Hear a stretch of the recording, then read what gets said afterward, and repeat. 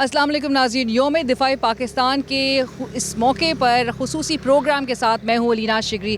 इस वक्त मैं जहाँ पर मौजूद हूँ मैं आपको बताती चलूँ, किंगरा का मकाम है और 2 से 2.5 किलोमीटर पर आप देख सकते हैं पीछे यहाँ पर वर्किंग बाउंड्री है और ये इससे आगे बल्कि जो जंग 65 की शुरू हुई थी उसका आगाज़ यहाँ से हुआ था और इधर से फिर आगे दुश्मन ने रुख करना चाहा चविंडा का और जो मुंह तोड़ जवाब दुश्मन को अफवाज पाकिस्तान की जानिब से मिला और यहाँ पे एहलियाने चविंडा की जानिब से जो सामना करना पड़ा, जिस तरह से एक रिस्पॉन्स, एक रद्द अमल नज़र आया, आज उस किस्म की जो मनाजिर हैं वो दोबारा ज़िंदा आपको होते हुए इस प्रोग्राम में नज़र आएंगे और यहाँ पर आपको उन लोगों से भी मिलवाएंगे जो वॉर वेटरन्स थे, जिन्होंने अपने आँखों से वो तमाम हाल देखा, जिस तरह से अफवाज पाकिस्तान ऑल्दो के अददी बरतरी दुश्मन को हासिल थी, लेकिन उसके बावजूद पाक फ़ौज के जवानों ने, पाकिस्तान के सपूतों ने सरज़मीन पाकिस्तान के दिफा के लिए कोई कसर नहीं छोड़ी, अपनी जानों की नजराने पेश किए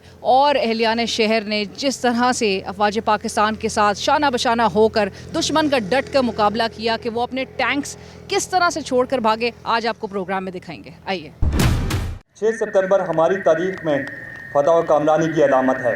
इस दिन पूरी कौम और अफवाज अपने बहादुर असलाफ के अजीम कारनामों को याद करते हुए इस अहद की तजदीद करती है कि वो उनके नक्श कदम पर गामज़न रहते हुए पाकिस्तान की आज़ादी, खुद मुख्तारी और सलामती के लिए किसी भी कुर्बानी से दरेक नहीं करेंगे। हमारी वो क्या ख़ास प्लानिंग थी कि जिसके नतीजे में हमने दुश्मन को मार भगाया, दुश्मन के टैंक, और ये चूँकि चविंडा टैंकों का कब्रिस्तान के नाम से जाना जाता है और पुकारा जाता है, सो इसमें हमारी क्या प्लानिंग रही, क्या फॉर्मेशन थी हमारी, हम उस हवाले से बात करेंगे। आई एम वेरी ऑनर्ड, हमें जो कमांडिंग ऑफिसर है हमाद खालिद साहब वो ज्वाइन कर चुके हैं। अस्सलाम वालेकुम सर। वालेकुम सलाम sir, thank you so much for having us here. Sir, मैं जानना चाहूँगी सबसे पहले तो हमारे अवाम और नाजरीन के लिए चविंडा की अहमियत है क्या, ज़रा बताइए।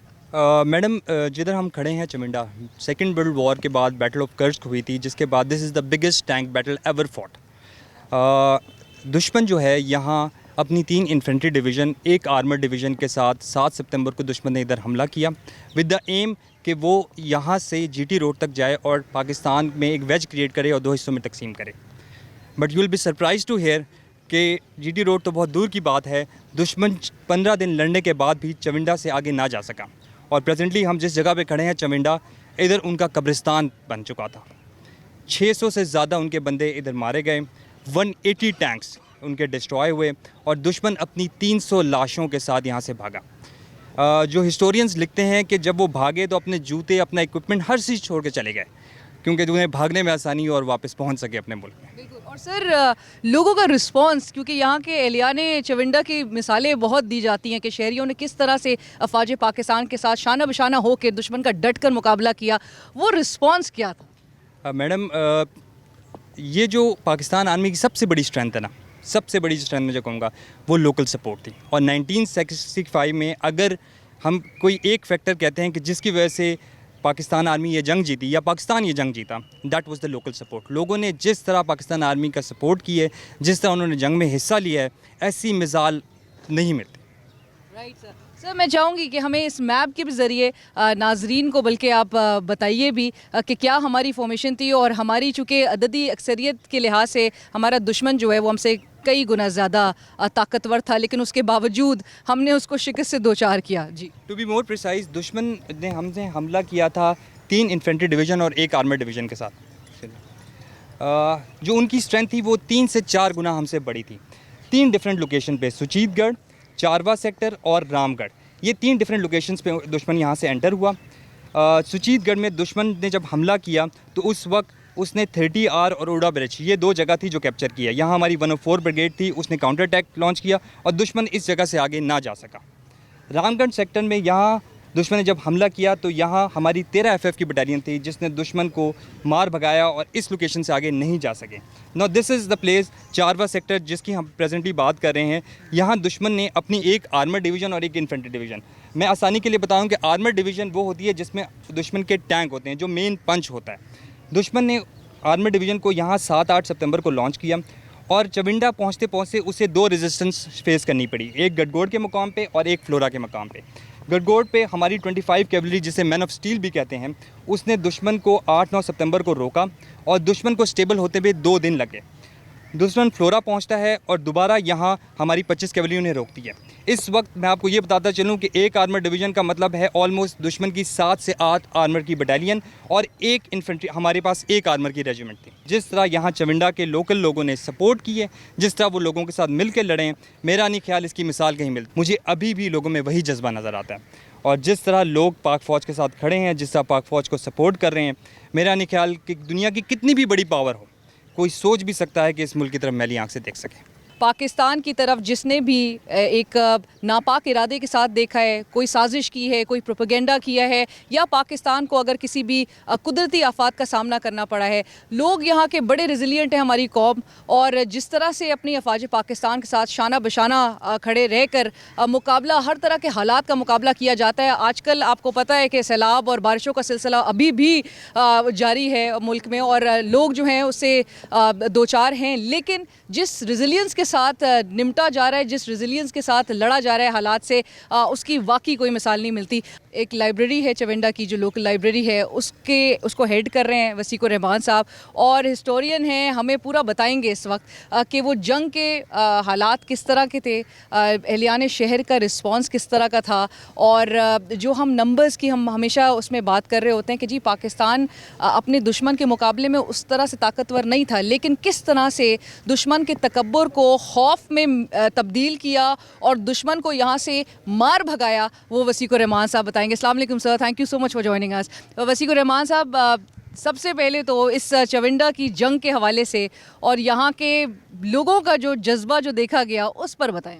बहुत शुक्रिया। जैसा कि कमांडर साहब ने अभी चविंडा के इब्तदाई महाज़ों का जिक्र किया, आपको डिटेल से क्या बताया उन्होंने कि कैसे उन्होंने ब्रेकआउट किया। इधर से 8 सितंबर को सुबह 6 बजे उन्होंने ब्रेकआउट किया और यहाँ से जो वर्किंग बाउंड्री का फासला है, जहाँ से वो अंदर दाखिल हुए हैं, ये सिर्फ 15 किलोमीटर है।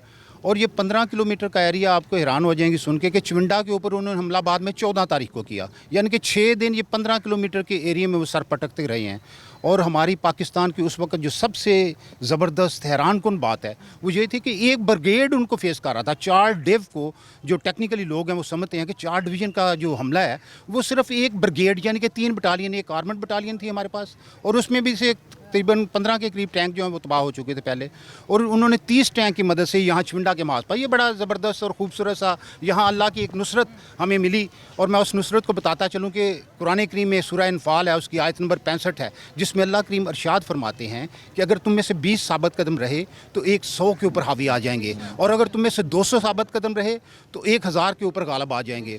भारत के पास उस वक्त इस पूरे सेक्टर पे, पूरे जो स्पेक्ट्रम था उनका, 1,50,000 मिलिट्री थी और हमारी मिलिट्री की तादाद 30,000 थी। तो ये अल्लाह ने एग्जीक्यूट किया है। यहाँ के लोगों ने अपनी फ़ौज की जिस तरह भरपूर मदद की है, और फ़ौज पाकिस्तान ने एक नई मिलिट्री तारीख रकम की यहाँ, जिसके मतलब मैं ये खसूसी तौर पर कहना चाहता हूँ, ये एक टीम वर्क था। ये हमारी 4 आर्टिलरी कोर इस वक्त जो चविंडा का दफा कर रही थी, और हमारी इन्फेंट्री सिर्फ 2 बटालियन, 14 बलोच का मैं जिक्र करना चाहूँगा जिनको चविंडा बटालियन का खिताब बाद में मिला, 25 कैवलरी, और ये सारी जो यूनिट हैं, ये देखें आपने कैसे उनको, जैसे कमांडर साहब ने आपको बताया कि उन्होंने एक डेथ केज बना दिया इधर, ऐसा डेथ केज जिसमें वो सर पटक, ये आप पॉइंट दिखाएं, यहाँ वो 2-2 दिन की ये 3 छोटी जंगें हैं, 2-2 दिन की 3 छोटी जंगें हैं। वसीक साहब, मुझे इसके साथ साथ ही ये भी बताएं कि भारत जो है हमारा दुश्मन, वो इतना बुज़दिल नज़र आया कि उसने शुरुआती इस ऑपरेशन का या इस जंग का आगाज़ जो करना चाहा वो निहत्ते शहरियों को टारगेट करके किया। जी बिल्कुल, ये एक बहुत बड़ी ट्रेजेडी है। जैसे उन्होंने लाहौर की शहरी आबादी के ऊपर हमला किया, यहाँ इस सेक्टर पे भी उन्होंने जब 7 और 8 की रात को बमबारी शुरू की है, अपने आर्टिलरी हैवी फायर किया है, तो सिविलियन हमारे घरों में सोए हुए थे। चारवा एक गाँव है, मिराज के एक गाँव है, वहाँ 80 के करीब सिविलियन मारे गए। ये रात को उन्होंने, रात को सोए हुए थे लोग, तो हमारी फ़ौज तो अंदर थी। तो ये उनका वतीरा रहा है, लेकिन आप देख लें कि उनके वतीरे का अंजाम यहाँ क्या हुआ। पाकिस्तान में फ़ौज पाकिस्तान ने यहाँ के शहरियों की मदद के साथ उनके टैंकों का कब्रिस्तान यहाँ बनाया है। मैं चाहूँगी आप ज़रा ये थोड़ा एक्सप्लेन भी हमें करिएगा। ये माइक पोजीशन है जी, बिल्कुल ये रेड पोजीशन है, ये नॉर्थ की तरफ से आ रहे हैं, जहाँ हम खड़े हैं ये बिल्कुल बैटल फील्ड में हम खड़े हैं, ये नॉर्थ की तरफ से आ रहे हैं, और ये रेड 1, और ये इधर बुटर डोगर है गांव, जसोरा बुटर डोगर, ये आप देख रहे हैं। यहाँ आके वो ऐसे लग रहा है जैसे सर पटक रहे हैं, और ये हमारी मिलिट्री ने उनके लिए डेथ केज एक तैयार किया हुआ है। पाकिस्तानी फ़ौज ने इतनी बड़ी फ़ौज को घेरे में ले लिया। ये अल्लाह की नुसरत है क्या है ये आप देख लें। लोग कहते हैं टैंकों के नीचे बम बांध के लेटे हैं, मैं कहता हूँ ये नुसरत देखें, ये किस तरह ऐसे ही है जैसे 4 आदमी है जो 700 आदमी को घेरे में लेके खड़े हों और यहाँ उनके 300 फौजियों की लाशें वो छोड़ के गए हैं। अपने 38 के करीब टैंक उनके डिस्ट्रॉय हालत में, जिनकी वो तस्वीर भी है, और इनमें से एक टैंक की कब्र भी यहाँ मौजूद है हमारे चुविंडा में, जो हमने वार ट्रॉफी के तौर पर उनके निशान इबरत के तौर पर रखा हुआ है। हमारे पास तो चविंडा का मेरे ख्याल से हर कोना, हर जगह इस वक्त एक वॉर ट्रॉफी हमारे लिए है और हर शख्स जो है वो हमारे लिए गाजी है। यहाँ ये फ़ौज और जो अवाम के दरमियान फासला है ये कभी कम नहीं होगा इंशाअल्लाह ताला अल अज़ीज़। नाज़रीन, यौम दिफ़ाई पाकिस्तान के मौके पर मेरे साथ यहाँ पर हमारे बड़े प्यारे प्यारे बच्चे मौजूद हैं और हम इनसे बात करेंगे और इनसे वो जो एक जोश और जज्बा हमें नज़र आता है ना कौम में, वो हमारे बच्चों में, और ये हमारे मुल्क का मेमार है। ये यौम दिफ़ाई पाकिस्तान के हवाले से क्या कहेंगे, आपको इन्हीं की ज़बानी सुनवाते हैं। Ma'am, basically the Battle of the Chawinda was a major engagement between Pakistan and the India, known as the Second Kashmir War, as a part of Sialkot. It is known as the largest battle of the tanks in the history of the world, since the Battle of the Kursk that was fought between the Soviet Union and the Nazi Germany. Usman Mirza बताएंगे कि जो 1965 की जंग सितंबर में एहलियाने शहर का, एहलियाने चविंडा का क्या रिएक्शन था, लोगों ने किस तरह से उस जंग का वो हिस्सा बने, जंग में पार्टिसिपेट किया, ये हमें बताएंगे उस्मान। जी Usman. Basically, the people of Sialkot and Chawinda shows their marvelous hospitality to the people coming to Sialkot city from the border villages, sheltering them in their houses and offering them everything they want. During these street-making times, the people of Sialkot and Chawinda stood united and they raised a slogan, Sialkot to zinda rahega, with the pledges to even sacrifice their lives to defend their city. ये जज्बा आपको हर बच्चे में मुल्क के नज़र आएगा। पाक फ़ौज आप क्यों ज्वाइन करना चाहती हैं पाक फ़ौज? मैं इसलिए ज्वाइन करना चाहती हूँ क्योंकि मुझे अपने वतन की मदद करना अच्छा लगता है।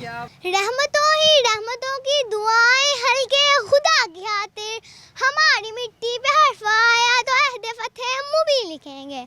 हलील आतिश नशी की मेरा सका तसलसल निगाह में है, सो इम्तिहान से गुजरने वालों पे हर्फ सदाए आफरीन लिखेंगे। हम जुनूने गर्दिश के रुख को मोड़ देते हैं, हम जुनूने गर्दिश के रुख को मोड़ देते हैं, हम वो हैं जो जुल्म के पंजों को तोड़ देते हैं।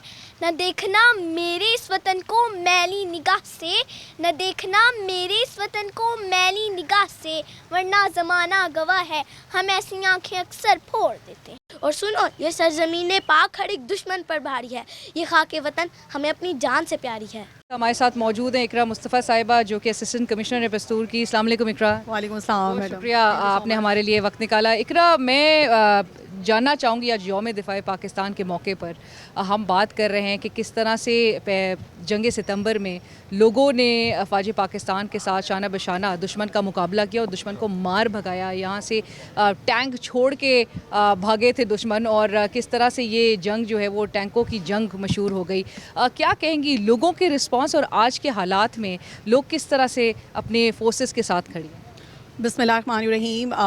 बिल्कुल आज यौम दफ़ा के हवाले से मैं ये कहूँगी कि मैं समझती हूँ कि यौम दफ़ा और ये चविंडा का जो मोनूमेंट है वो इस्तारा है अफवाज पाकिस्तान और अक़वाम पाकिस्तान के दरमियान ताल्लुक़ का, उस मोहब्बत का, जो कि 1965 की जंग में जो है यहाँ के लोगों ने और हमारी अफवाज पाकिस्तान ने जो अपना किरदार उसके अंदर अदा किया था। और चविंडा को जैसा कि कहा जाता है it is a graveyard of जो है हमारे टैंक्स कहा जाता है। और जैसे कि आप देख भी रही हैं यहाँ के लोगों का बहुत जज्बा, उनका जो जोश और वलवला है वो आज के दिन बेसिकली इस चीज़ का अदा करते हैं, उस कुर्बानी का, उस इसार का और उस बहादुरी का जो कि उस जंग के अंदर हमारे जवानों ने जो है अपनी जान का नजराना पेश करके दुश्मन के अज़ाइम को जो है वो बिल्कुल मलियामेट कर दिया था। और इस बात का हम इसमें अदा करते हैं कि वतन अज़ीज़ के लिए कोई भी कुर्बानी देने से चविंडा का, पस्तूर का, सियालकोट का और पूरे पाकिस्तान का कोई भी जवान जो है वो कोई भी कसर नहीं छोड़ेगा। एहलियाने चविंडा के उस जज्बे की जो बात सुनते आए हैं वो हमें उस वक्त के वो क्या मनाजिर थे,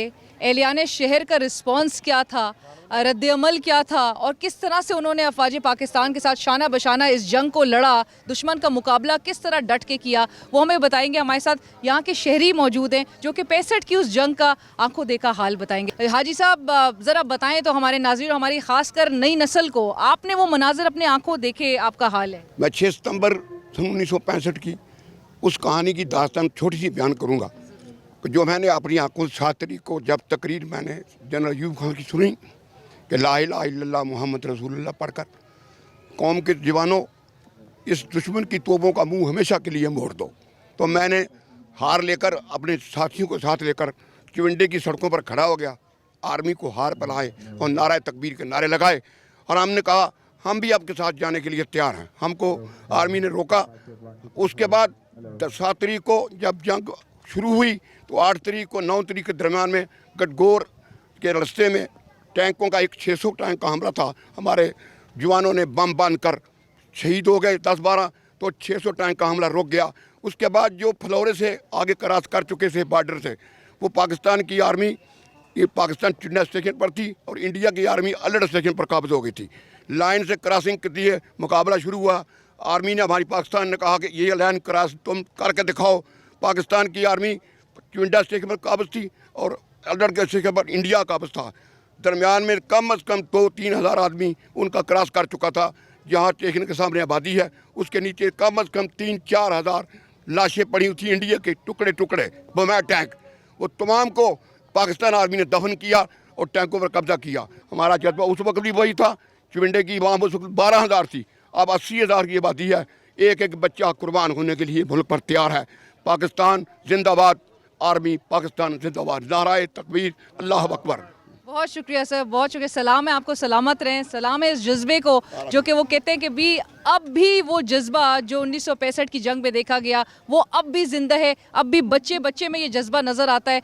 नहीं खौफ कोई भी दुश्मन का, हमको नहीं मिलने देंगे यूं धरती से गम को, नहीं मिलने देंगे यूं धरती से गम को। हर एक पाकिस्तानी ने पुकारा पाकिस्तान, अमन का निशान है हमारा पाकिस्तान।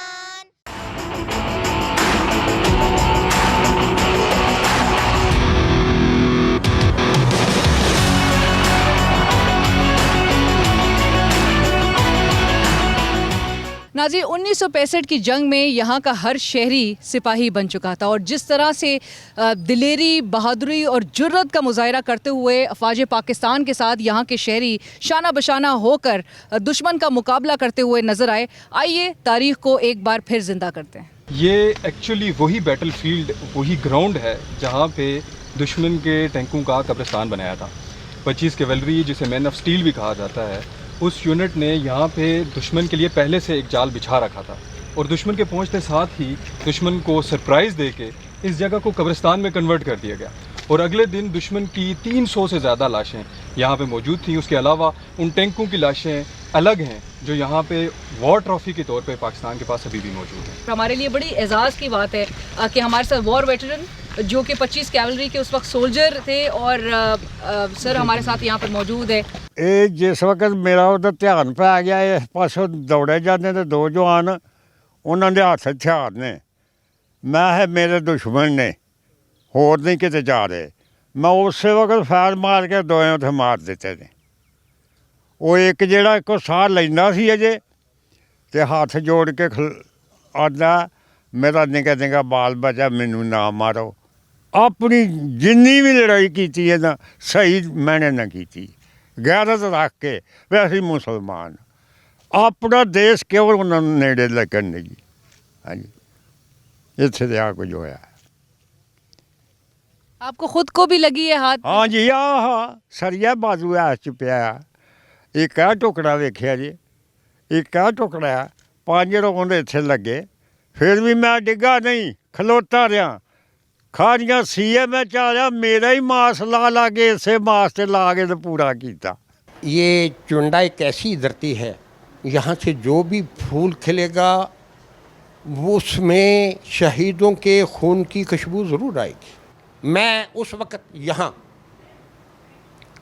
सिविलियन था, आर्मी में नहीं था। मेरे मेजर साहब ने मेरी ड्यूटी लगा दी इसी यहाँ पर तशरीफ़ फरमा है, इसी चौक में कि कानवाई थी हमारी रसाला की। ये टैंक जो थे ये क्रॉस करने थे जसर साइड पे, मैं सही रात क्रॉस करता रहा।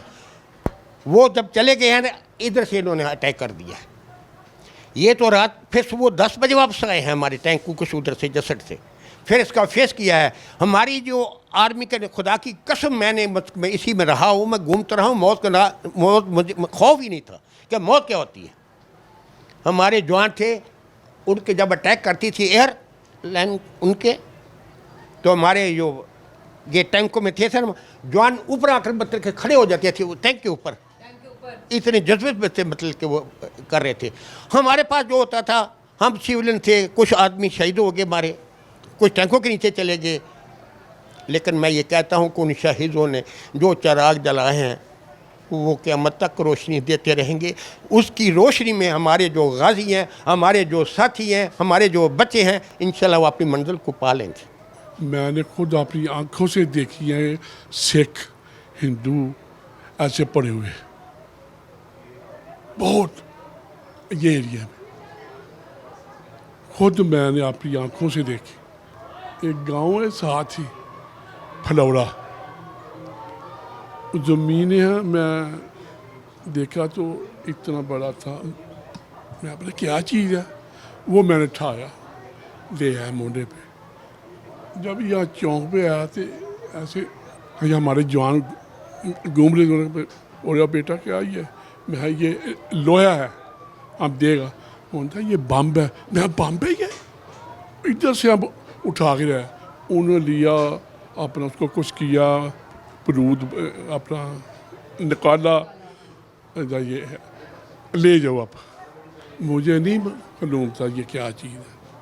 नाज़रीन, मेरे साथ वो तमाम अफराद इस वक्त मौजूद हैं जो कि जिन्होंने 65 की जंग का हाल अपनी आंखों से ख़ुद देखा है और उसमें शरीक रहे हैं। वेटरन्स भी मौजूद हैं यहाँ पर, शहरी जो कि क्या देखा उन्होंने, उनसे जानते हैं। अस्सलाम वालेकुम जी।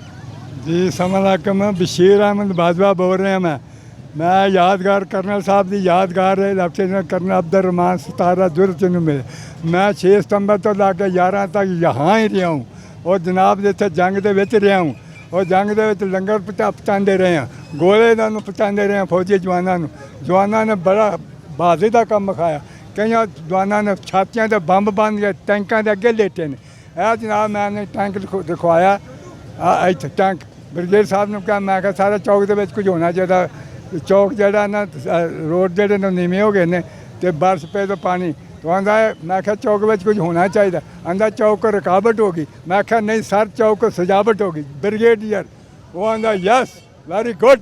हाँ, और सर असी जंग इन्नी वेखी है कि साढ़े सामने जवान शहीद होए ने, साढ़े जवान भी शहीद होए ने, पर उन्होंने तो तबाहियाँ कर दी ना। असी इंडिया ने तबाहियाँ 630 टैंक 11 सितंबर में उन्होंने भेजे और 2 डिब फौज उन्होंने भेजी, इंज मक्कड़ी वंगरा जनाब वो फिर, पर अल्लाह के फजल को साढ़े जवानों ने तबाहियाँ कर दी, कख कंडा नहीं। क्योंकि उसकी वजह की है कि सरकारें जो आलमदा हाकते, मौला अली करमुल्ला वज होदा हाकते, उमर फरूक हाकते, अबा बकर सदीक हाकते।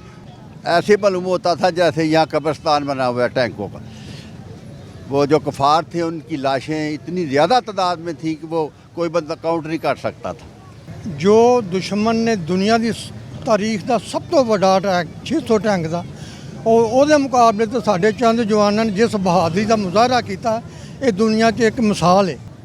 ये दिन तो थां ये साढ़े शहर अंदर निगहबान आए FFR खास बलोच दे विच अब्दुल अली दे शेर जवान आए, तो उदों एक तोप चलती सी, राणी तोप मशहूर सी, तो दड़म ठा ठा दे मार नारे, राणी अपनी बोल पे दस दी है, तो ना जंग की गल तू छेड़ मुड़ के, ये जंग नहीं तेरे वसदी है, तेनों पता नहीं असल राज की है, ਜਦੋਂ कुफर ਦੇ ਨਾਲ ਜਹਾਦ ਕਰੀਏ ਰਹਿਮਤ ਰੱਬ ਦੀ ਸਾਡੇ ਤੇ ਵਸਦੀ। 65 ਪੂਰਾ ਹਾਂ ਵੇਖਿਆ, ਦਿਨ ਰਾਤ ਵਿੱਚ ਵੜ ਕੇ ਵੇਖਿਆ। 600 ਟੈਂਕ ਦਾ ਹਮਲਾ ਹੋਇਆ ਰਾਤੀ 11:30 ਵਜੇ ਫਾਇਰ ਖੋਲ੍ਹਾ। ਸਾਡੀ ਇੱਥੇ ਫੌਜ ਉੱਕੀ ਨਹੀਂ ਸੀ, ਜਦੋਂ ਫਿਰ ਫੌਜ ਸਾਡੀ ਰਲੀ ਹੈ, ਫਿਰ ਇੱਥੇ ਬਹੁਤਾ ਜ਼ੋਰ ਹੋਇਆ ਜੰਗ ਦਾ, ਤੇ ਚਿਮਟੇ ਜਾ ਵੜੀ ਫੌਜ। ਉੱਥੇ ਫਿਰ ਨੂਰ ਜਹਾਂ 93 ਨੂਰ ਜਹਾਂ ਆਈ ਹੈ, ਉਹਨੇ ਆਖਿਆ ਮੇਰੇ ਢੋਲ ਛਪਾਈਆ ਤੈਨੂੰ ਰੱਬ ਦੀਆਂ ਰੱਖਾਂ, ਜਿੱਥੇ ਕਦਮ ਜੋ ਜਮਾਵੇਂ ਉਹ ਤੂੰ ਕਦਮ ਲਾ ਲੈ, ਦੁਸ਼ਮਣ ਵਾਰੀਆਂ ਦੇ ਹੱਲੇ ਤੇਰੇ ਪੈਰਾਂ ਦੇ ਥੱਲੇ। ਵੇ ਮੇਰੇ ਉਹਨੇ ਫਿਰ ਆਖਿਆ ਪੁੱਤਰ ਹੱਟਾਂ ਵਿੱਚ ਨਹੀਂ ਵਿਕਦੇ, ਤੂੰ ਲੱਭਦੀ ਫਿਰੇ ਬਾਜ਼ਾਰ ਕੁੜੇ। ਫਿਰ ਉਹਨੇ ਆਖਿਆ ਕਰਨਾਲ ਨਹੀਂ ਜਰਨੈਲ ਨਹੀਂ, ਮੇਰਾ ਮਾਹੀ ਸ਼ਾਹ ਸ਼ਬੀਲਾ। ਫਿਰ ਨਾਰੇ ਮਾਰ ਗਏ, ਫੌਜੀ ਸਾਡਿਆਂ ਨੇ ਤਬਾਹੀਆਂ ਪੁੱਟ ਦਿੱਤੀਆਂ ਨੇ, ਹੇਠ ਦੀ ਉੱਤੇ ਕਰ ਦਿੱਤੀ।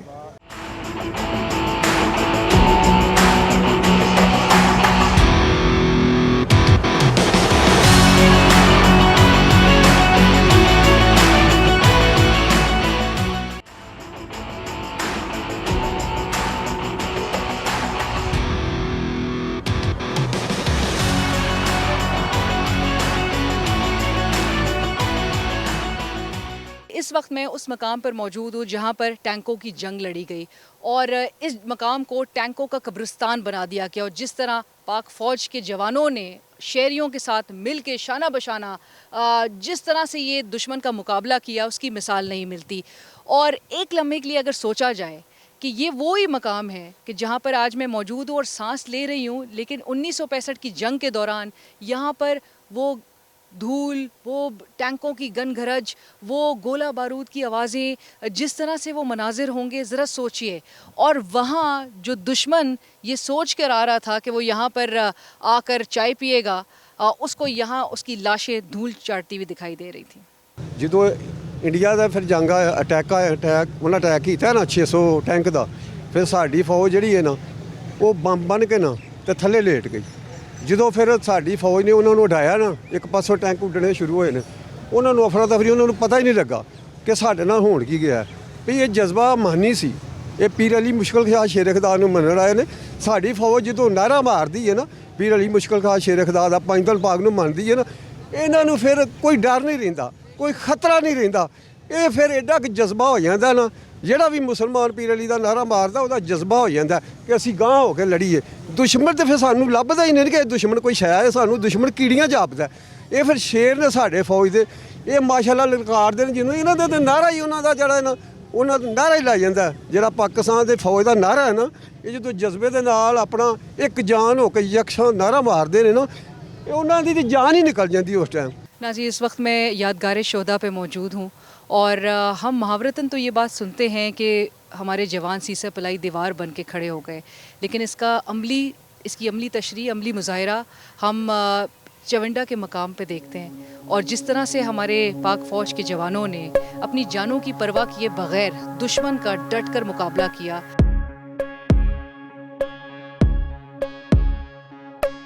इस वक्त मैं फ़्लोरा के मकाम पे मौजूद हूँ। फ़्लोरा के मकाम की सिग्निफिकेंस के हवाले से हम आपको बताएंगे और मैं चाहूँगी कि मेजर उसामा हमें इस हवाले से बताएं। लेकिन किस तरह से अफ़वाज पाकिस्तान दुश्मन के आगे सीसा पिलाई दीवार बन के खड़ी रही, इस बात का अमली मुज़ाहिरा इस मकाम पे किया गया। दुश्मन के क्या इरादे थे, वो किस तरह से इस जगह को क्रॉस करना चाहते थे और किस तरह से पाकिस्तान के सपूतों ने यहाँ पर दुश्मन को इधर से आगे बढ़ने नहीं दिया। मेजर उसामा जी हमें बताइए, फ़्लोरा का मकाम है और इसकी क्या अहमियत है? फ़्लोरा बेसिकली ये चविंडा का इब्तदाई महाज है, जहाँ 11 सितंबर 1965 में एक बहुत बड़ा मार्का पेश हुआ था। दुश्मन का 1 आर्मर्ड डिवीज़न जिस वक्त चविंडा की तरफ मूव कर रहा था, तो फ़्लोरा वो मुकाम है जहां पाकिस्तान के फ़ौजी दस्तों ने अपनी जान के नजराने पेश करके 3 दिन तक दुश्मन को डिले दिया। 3 दिन तक दुश्मन को यहाँ रोकने के बाद ये वो वक्त था जिसको 6 आर्मर्ड डिवीज़न ने इस्तेमाल किया और चविंडा में दुश्मन के लिए एक जाल बुना। और जब 3 दिन यहाँ रुकने के बाद दुश्मन का आर्मर्ड डिवीज़न चविंडा पहुँचा तो ऑलरेडी उसके लिए एक जाल तैयार था जिसमें फंस के वो नेस्त व नाबूद हो गया। क्या बात है, यानी कि 72 घंटे तक उनको यहाँ से आगे बढ़ने, एक कदम भी पेशकदमी की तरफ नहीं बढ़ने। बिल्कुल, उनको एक कदम आगे बढ़ने नहीं दिया गया। और यहाँ पे उस वक्त फर्स्ट एसपी यहाँ मौजूद थी जिसको कमांड कर्नल अब्दुर्रहमान कर रहे थे। उन्होंने इस जगह को, इसकी अहमियत को अंदाज़ा लगाते हुए ख़ुद यहाँ मौजूद होकर अपनी जो फायरिंग पोजीशंस थी और जो अपनी आर्टिलरी की गन पोजीशंस थी उनका इस्तेमाल करते हुए पिन पॉइंट दुश्मन के हर अव्वल दस्ते को नेस्तो नाबूद करते रहे और 3 दिन तक इस डिले को कायम रखा। नाज़ी, 65 की जंग हज़ारों दास्तानें अपने अंदर समेटे हुए है। जब भी भारत ने पाकिस्तान में आकर चाय पीने की ख्वाहिश की तो साबित हुआ है कि यहाँ पर अपने या तो टैंक छोड़ कर गए हैं।